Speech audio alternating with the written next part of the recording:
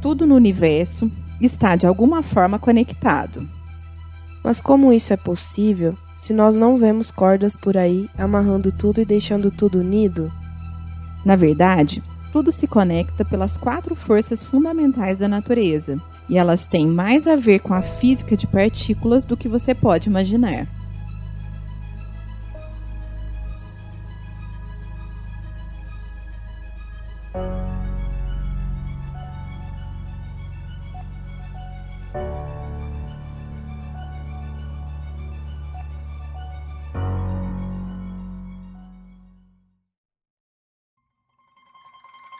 Há 4 forças no universo. Esse número é menos intuitivo do que se poderia pensar.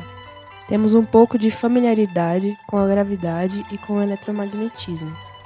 Mas há outras 2 forças menos familiares, mas não menos importantes: a força forte e a força fraca. A força mais familiar a nós é a gravidade. Ela nos mantém firmemente presos à Terra e governa o caminho das estrelas e dos planetas no céu. Acontece que a gravidade é realmente uma força muito fraca. Ela é incrivelmente, ridiculamente mais fraca do que as outras forças conhecidas. Como a gravidade é tão fraca no mundo microscópico, onde a massa das partículas é desprezível, não há nenhuma chance de vermos o seu efeito em experimentos com partículas. Se ela não fosse percebida no mundo macroscópico e tivéssemos que depender de dados de experimentos com física de partículas para detectá-la, nós nem saberíamos que ela existe. A razão pela qual sabemos da gravidade é porque ela é percebida à medida em que a escala de tamanho e massa dos objetos aumenta, porque assim a sua intensidade aumenta também.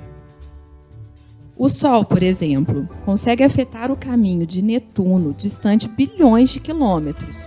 Sua intensidade aumenta quando a massa aumenta, mas diminui quando se afasta de outro corpo. Assim, um objeto é capaz de sentir outro por todo o universo, com uma força totalmente desprezível, mas existente. A segunda força familiar é o eletromagnetismo. Ele é responsável pela eletricidade e pelo magnetismo. É a razão pela qual existe a luz. O eletromagnetismo assume 2 formas que parecem totalmente diferentes para nós: a força eletrostática e a força magnética. Mas não se deixe enganar, elas são expressões da mesma força.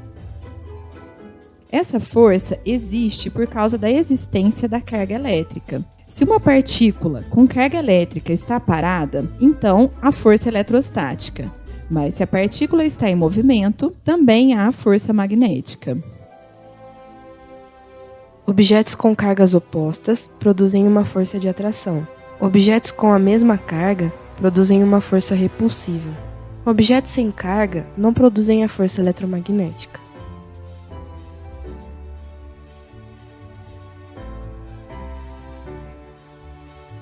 Quanto maior for a carga, maior será a força. Quanto maior for a distância entre os objetos, menor será a força. Assim como a gravidade, um corpo carregado eletricamente é capaz de sentir outro por todo o universo, mesmo que na prática seja desprezível.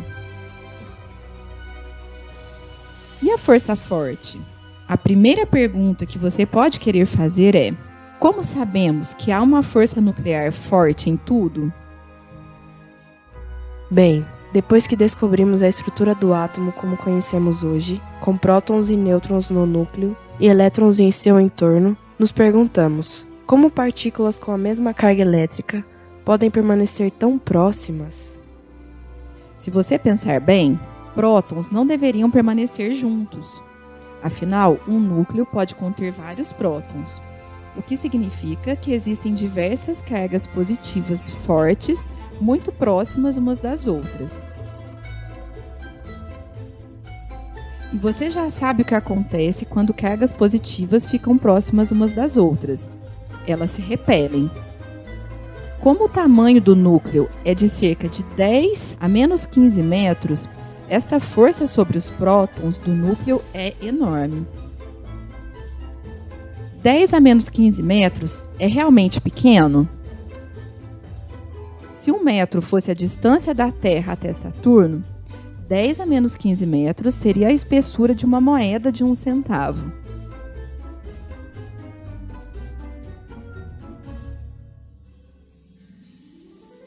Imaginemos um núcleo atômico com 2 prótons e 2 nêutrons. Se houvesse apenas a força elétrica, eles se despedaçam imediatamente.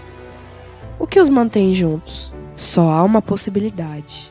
Tem que haver uma força ainda mais forte que neutraliza a repulsão eletromagnética. É a força forte. A força forte tem que ser muito maior que a eletromagnética. Ela mantém o núcleo unido e está constantemente lutando contra a força eletrostática. Mas se a força forte é tão poderosa, por que ela não domina tudo? Porque tudo simplesmente não se monta em um núcleo gigante. O motivo é este. A força forte é eficaz apenas em distâncias muito pequenas, aproximadamente 10 a menos 15 metros. E é por isso que ela não continua a reunir prótons por todo o universo até que tudo se torne um grande núcleo. Além dessas 3 forças, há alguns fenômenos que não podem ser entendidos por estas.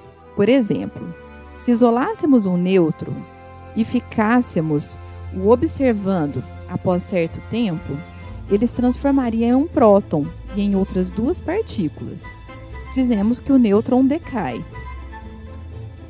Para dizer como ele faz isso, precisamos de uma nova força, que chamamos de força fraca. Ela tem esse nome porque é mais fraca que a força forte. A força fraca existe para distâncias ainda menores do que a da força forte, cerca de 10 a menos 18 metros. Se 1 metro fosse novamente a distância da Terra até Saturno, a força fraca existiria apenas para distâncias 10 vezes menores que a espessura de um fio de cabelo.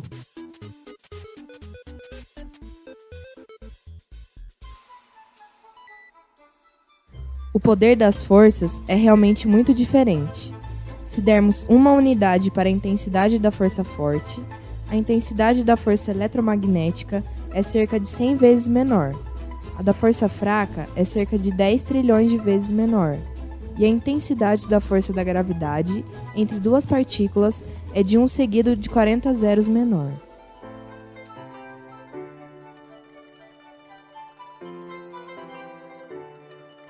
Como essas forças funcionam?